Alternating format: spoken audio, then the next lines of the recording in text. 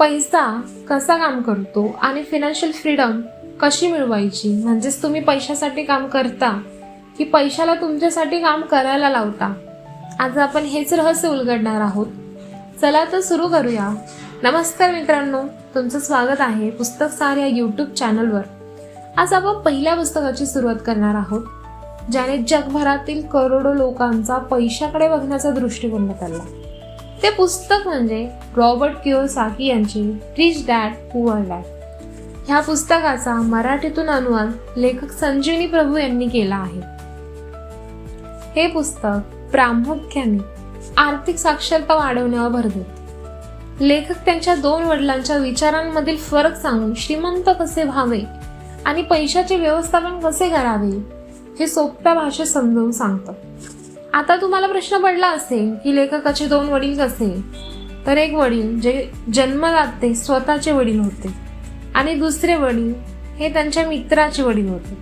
लेखकाचे स्वतःचे वडील म्हणजे पुअर डॅड आणि मित्राचे वडील म्हणजे रिच डॅड. या पुस्तकातील सर्वात मोठा आकर्षण बिंदू म्हणजे दोन वेगवेगळ्या विचारसरणीची तुलना होय.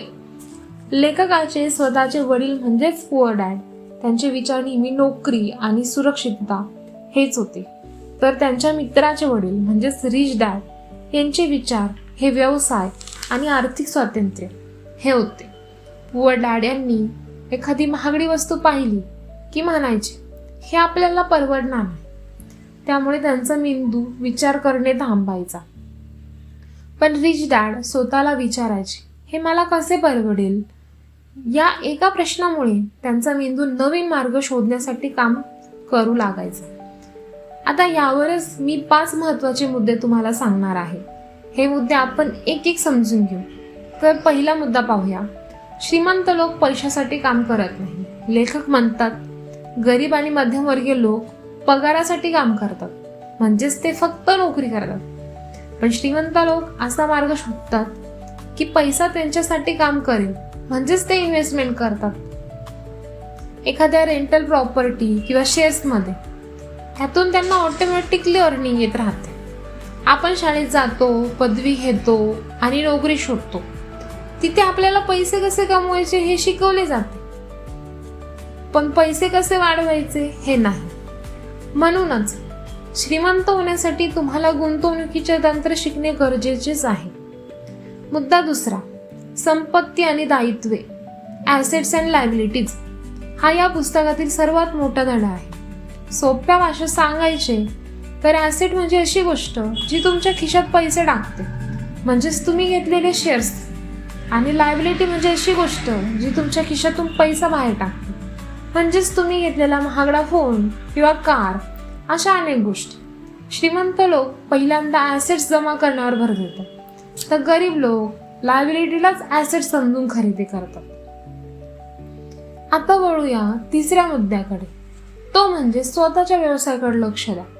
तुमची नोकरी ही तुमच्या मालकासाठी संपत्ती निर्माण करते. लेखक सल्ला देतात की तुमची नोकरी सांभाळून रिकाम्या वेळात स्वतःचे काहीतरी सुरू करा, मग तो एखादा छोटा व्यवसाय असो किंवा शेअर मार्केटमधील गुंतवणूक. जोपर्यंत तुमची गुंतवणूक तुम्हाला तुमच्या पगारापेक्षा जास्त पैसे मिळवून देत नाही, तोपर्यंत तुम्ही खऱ्या अर्थाने श्रीमंत होऊ शकत नाही. इथे लेखक रॅट रेस नावाची संकल्पना मांडतात, ज्यात बहुतांश मध्यमवर्गीय लोक अडकलेले असतात. जसे की नोकरी मिळवणे, पगार मिळवणे, बिले भरणे आणि खर्च करणे, पुन्हा पैशांची गरज भासणे, पुन्हा जास्त कष्ट करून नोकरी करणे.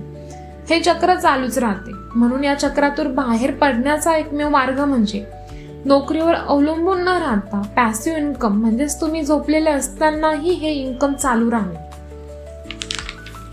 मुद्दा चौथा, भीती आणि आळसावर विजय मिळवा. अनेक लोक गुंतवणूक करत नाहीत कारण त्यांना पैसे गमावण्याची भीती असते. पण लेखक म्हणतात की जोखीम न घेणे हीच सर्वात मोठी जोखीम आहे. भीतीमुळे आपण संधी गमावतो. पैसे गमावण्याची भीती प्रत्येकालाच असते, अगदी श्रीमंतांनाही. पण फरक हा आहे की श्रीमंत माणूस त्या भीतीला हाताळायला शिकतो. समजा आपण सायकल शिकताना पडलो, पण पडलो म्हणून सायकल चालवणे सोडत नाही. गुंतवणुकीचेही तसेच आहे. जर तुम्ही पैसे फक्त बँकेत ठेवले तर महागाईमुळे त्याची किंमत कमी होत जाते. भीती घालवण्यासाठी ज्ञान मिळवा. जेव्हा तुम्हाला माहीत असते की तुम्ही कशात गुंतवणूक करत आहात, तेव्हा भीती कमी होते आणि आत्मविश्वास वाढतो. तसेच आळस म्हणजे फक्त झोपून राहणे नव्हे, तर कियोसाकी एका वेगळ्या आळसाबद्दल बोलतात, व्यस्त राहण्याचा आळस. बरेच लोक स्वतःला कामात इतके व्यस्त ठेवतात की त्यांना त्यांच्या आर्थिक भविष्याचा विचार करायला वेळच नसतो. ते सतत म्हणतात, मी खूप कामात आहे, मला गुंतवणुकीचा अभ्यास करायला वेळच नाही. हे खरं तर विचार न करण्याचा आळस आहे. त्यासाठी लालसेचा वापर करा. म्हणजे स्वतःला विचारा, जर मी आर्थिकदृष्ट्या स्वतंत्र झालो तर माझे आयुष्य कसे असेल? जर मला पैशासाठी काम करावे लागले नाही तर मी काय करेन? ही स्वप्ने तुम्हाला आळस झटकून कृती करायला भाग पाडतात. चला तर वळूया आता आपल्या शेवटच्या आणि 5व्या मुद्द्याकडे. तो म्हणजे शिकण्यासाठी काम करा, पैशासाठी नाही. हा मुद्दा या पुस्तकातील सर्वात क्रांतिकारी विचारांपैकी एक आहे. आपण सहसा नोकरी कशासाठी शोधतो तर पगारासाठी. पण कियोसाकी म्हणतात, तरुणपणी पगारापेक्षा तुम्ही तिथे काय शिकत आहात त्याला जास्त महत्त्व द्या. सुरुवातीला अशा ठिकाणी नोकरी करा जिथे तुम्हाला नवीन शिकायला मिळेल. मग तिथे पगार कमी असला तरी चालेल, कारण आज तुम्ही जे शिकाल ते भविष्यात तुम्हाला उत्पन्नाचे अनेक मार्ग उपलब्ध करून देईल.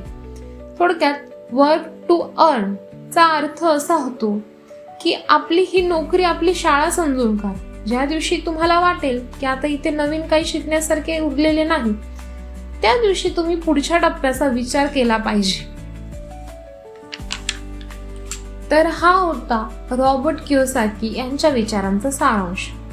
मित्रांनो, थोडक्यात रिच डॅड पुअर डॅड हे पुस्तक फक्त पैशाबद्दल नाही, तर ते आयुष्य जगण्याचा एक नव्या दृष्टिकोनाबद्दल आहे. लक्षात ठेवा, आपण सगळेच रॅट रेसमध्ये अडकलेली आहोत, पण त्यातून बाहेर पडण्याची गुरुकिल्ली तुमच्या स्वतःच्या हातात आहे. पैसा तुमच्यासाठी काम करेल अशी व्यवस्था आजच उभी करायला सुरुवात करा. हा व्हिडिओ आवडला असेल तर लाईक, सबस्क्राईब आणि कमेंट करायला विसरू नका. तुम्ही ॲसेट बनवण्यावर लक्ष देणार की लायबिलिटीवर? भेटूया पुढच्या व्हिडिओमध्ये. धन्यवाद.